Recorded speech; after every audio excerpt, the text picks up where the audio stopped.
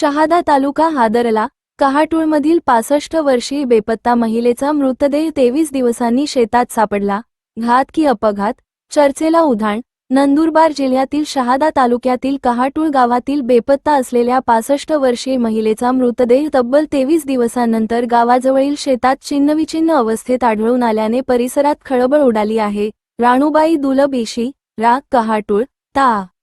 शहादा असे या महिलेचे नाव असून त्या 8 फेब्रुवारी 2026 रोजी सकाळी सुमारे 10 वाजेपासून बेपत्ता होत्या. आता थेट त्यांचा मृतदेहच सापडल्याने त्यांचा नैसर्गिक मृत्यू झाला की घातपात याबाबत संपूर्ण तालुक्यात चर्चेला उधाण आले आहे. पोलीस सूत्रांनी दिलेल्या माहितीनुसार 3 मार्च 2026 रोजी कहाटूळ गावातील छोटू पाटील यांच्या शेतात एका महिलेचा मृतदेह आढळून आला.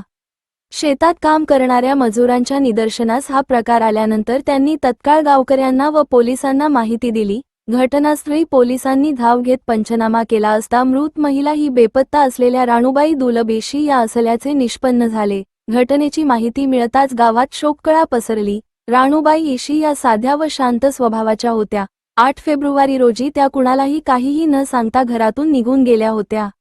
24 तास उलटल्यानंतरही त्या न परतल्याने कुटुंबियांनी शहादा पोलीस ठाणे गाठून फिर्याद नोंदवली होती. पोलीस राणूबाई यांचा शोध घेत असतानाच तब्बल 23 दिवसांनंतर मंगळवारी दि. 3 धुलीवंदनाच्या दिवशी त्यांचा मृतदेहच एका शेतात सापडला. तेथील शेतमजुरांनी माहिती दिल्यानंतर पोलिसांनी खात्रीसाठी राणूबाई यांच्या नातेवाईकांनी तेथे पाचारण केले.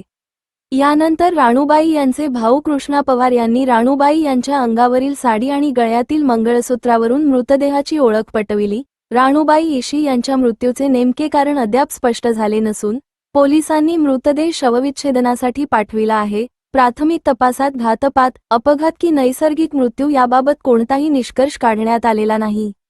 मात्र मृतदेह ज्या ठिकाणी आढळला त्या परिसराची पाहणी करून पोलीस विविध शक्यता तपासत आहेत.